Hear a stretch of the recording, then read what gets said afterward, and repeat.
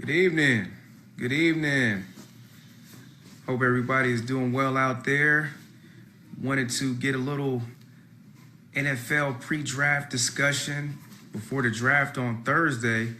I know on our Off the Bench podcast, we've been discussing primarily the NBA playoffs. We discussed the Aaron Hernandez tragedy last Saturday, but lost in all the sauce was our inability, I guess, to discuss the NFL draft. We all know that the National Football League does a great job of scheduling out these events so that the NFL is always at the forefront. So even though we're in prime NBA playoff basketball season, the NFL draft is definitely going to get its notoriety. And there are people such as myself that are paying attention because I love the NFL. I love football. So, but discussion. What do you guys think out there? I mean, do you think that the Cleveland Browns should take a swing at a quarterback? Last year, they missed out on an opportunity to pick Carson Wentz. He was a polished quarterback, played in a pro-style system, seemingly was ready to come in and have a lot of success for the Cleveland Browns, but they chose to pass on him. And he fell to the Philadelphia Eagles, and I have to say, he had a decent season for the Eagles. He didn't have as good a season as Dak Prescott had for the Dallas Cowboys, but who really saw Dak Prescott as an elite quarterback prospect coming into last year's draft? So that brings us to this year's draft. Obviously, quarterbacks, anytime you're talking about NFL, is going to be a premium position, especially with the direction of the league now where it's a majority passing. You're always searching for that next superstar. Who could be that next superstar? As I had mentioned, Dak Prescott is a guy who had a lot of the intangibles, senior intangibles from Mississippi State, was considered a Tim Tebow-like quarterback out of the SEC. And nobody really thought that he would project to be a first-round talent. I think he was graded out at a fourth-round draft grade. So, but you saw what he was able to do when he came in with Ezekiel Elliott and that great offensive line of the Dallas Cowboys. He was able to have a very successful season and ultimately supplanted Tony Romo. Deuces to Tony Romo, by the way. Supplanted Tony Romo, and now Tony Romo's in a broadcast booth.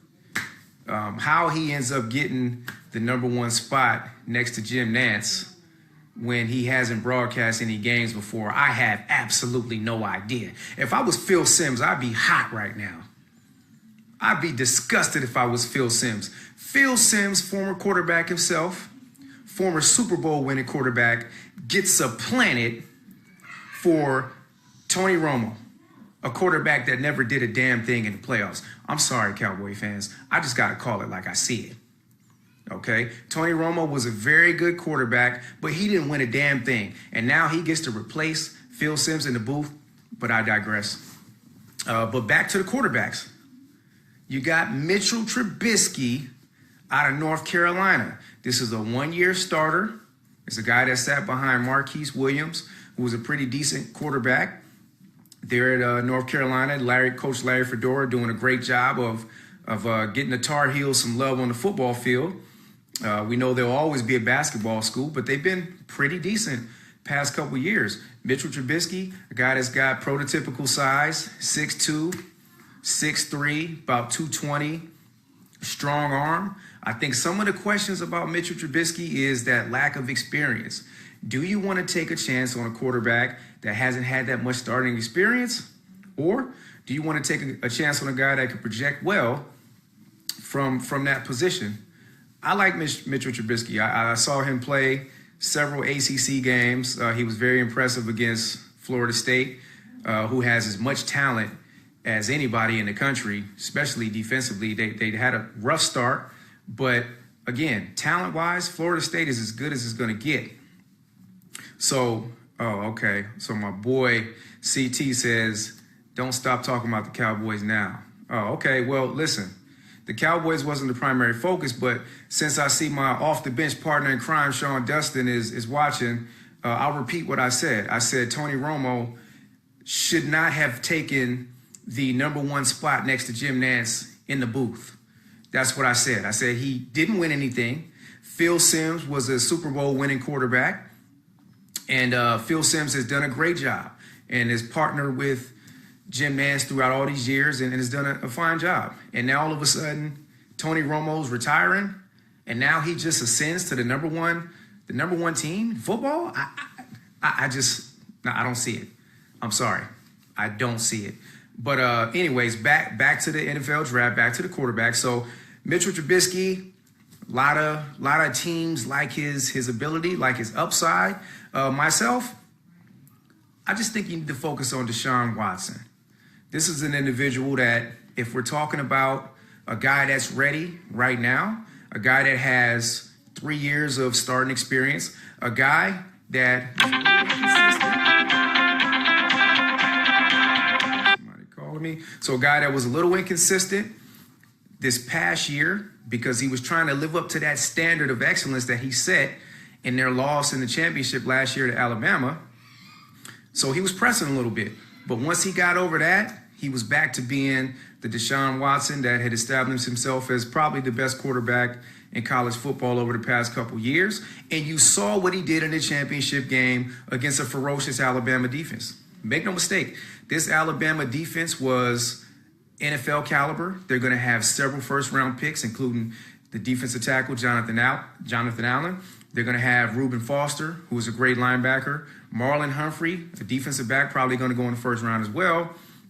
And they had a great defense, well coached. So we saw what Deshaun Watson did. I have a tendency to think we shouldn't overthink certain things when it comes to the quarterback position, okay? Could his mechanics use a little bit of work? Absolutely. Could he be a little bit more consistent with his mechanics and his decision-making? Absolutely. But what he has showed you is that he can win against an NFL caliber defense. And he's had two of the most memorable performances in BCS championship history, or excuse me, FCS championship history that you're going to see. So, again, it's always going to be about the quarterbacks, but there's some great players in this draft. Myles Garrett, defensive end out of Texas A&M, an absolute workout warrior. I mean, if you've ever seen this guy, not just on the field, but if you saw his NFL Combine workout, you'll see that he's freakishly athletic. I think he has something like a 39-inch vertical. He's running like in the 4.5s, just explosive, absolutely explosive. The knock on him, he just doesn't have the ability to play from snap to snap. Doesn't have that consistent motor. But you know what? I've heard this plenty of times about guys such as Jadeveon Clowney, right? That was one of his main knocks coming out of college, is that the guy is absolutely athletic, but doesn't have that motor. Well, we saw what Jadeveon Clowney, a healthy Jadeveon Clowney, did this year for the Texans. And let's be honest, the Texans, they struggled at quarterback all season. They struggled at quarterback during the playoffs, but yet they were able to get there largely due to that great defense that was anchored by Jadeveon Clowney after J.J. Watt got injured. So, I really like Myles Garrett. I see the explosiveness. I think he's what you need in today's NFL. He's an edge rusher that's got some great upside, I believe. So what's going on, PJ? How you doing, my man? He says he's got his Niners trading their number 2 pick and getting McCaffrey. I think that's a good move. I think that's a really good move. So coming into the NFL draft, a lot of people question McCaffrey. They question his ability, even though the productivity was there. If you've ever watched McCaffrey play, you know that he caught the ball well. He was able to run the ball well, and he was a dangerous weapon in the return game. But for whatever reason, people just didn't believe in his ability. They didn't believe that ability would translate on the next level. But with that said, in today's NFL, you're looking to create matchups, okay? You need a guy that can be out there for all 3 downs. Not just a guy that's going to be a bruiser, running between the tackles on first and second down, but then needs to come off the field on third down. And McCaffrey, Christian McCaffrey, you can line this guy up in the slot. There's some that's saying he's probably the best slot receiver in this draft. And then you also have a guy that you can use in the return game, and then you can use him to run the ball as well. So I think he'll be quite the weapon. PJ's asking about Malik Hooker. Let me tell you something. As a Michigan fan and someone that tracks Ohio State very closely, I can tell you that Malik Hooker is quite the safety. He's a hell of a playmaker, okay? He's a big guy. He hits hard, and he's a ball hawk. He's a ball hawk. Again, with today's NFL being focused and centered around the passing game, you need those ball hawks back there at the safety position.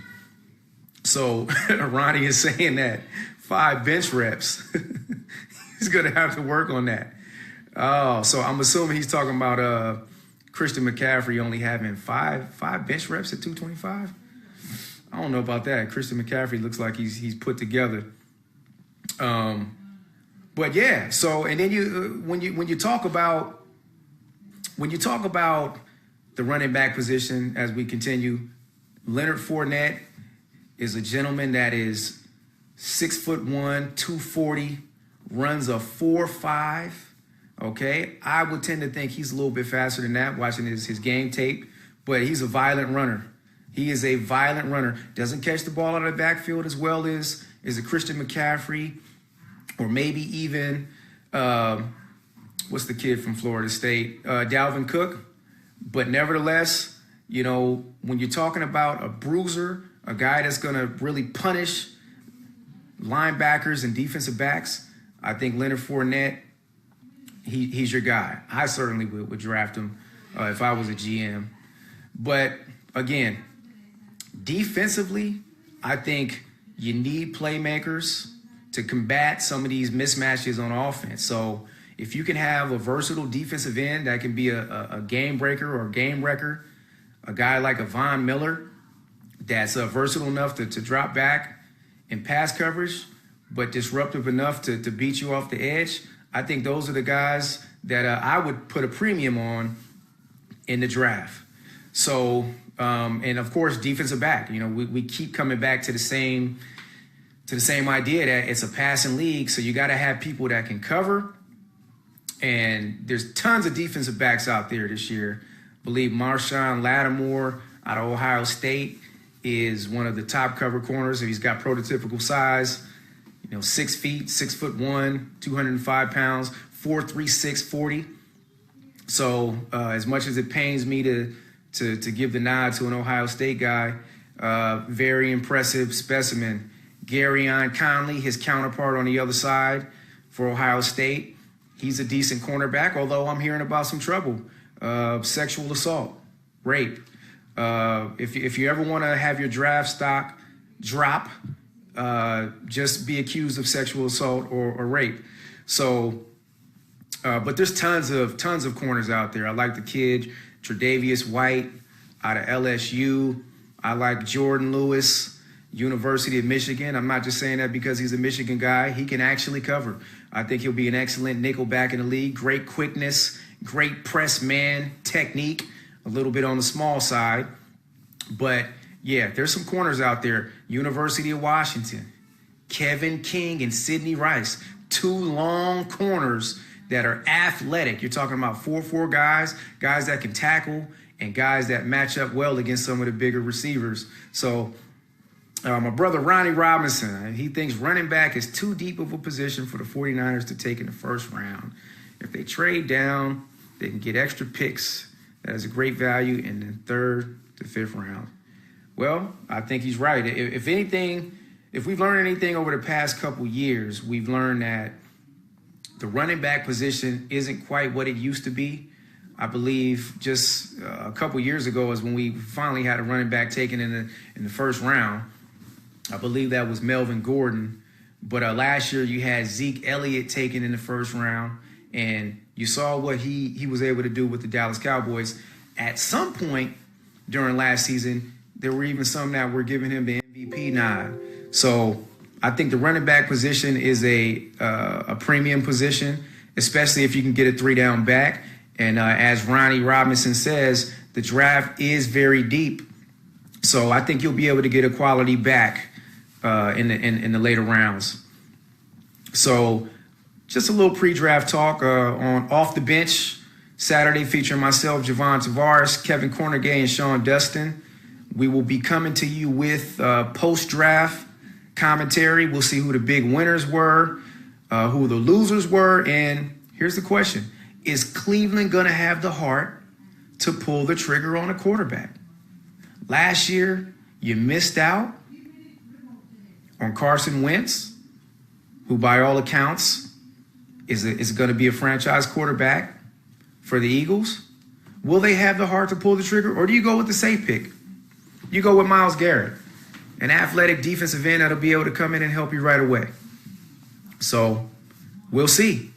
But until then, I hope y'all have a wonderful, blessed evening, and we'll catch you on Saturday for episode number 3 of Off the Bench. Peace.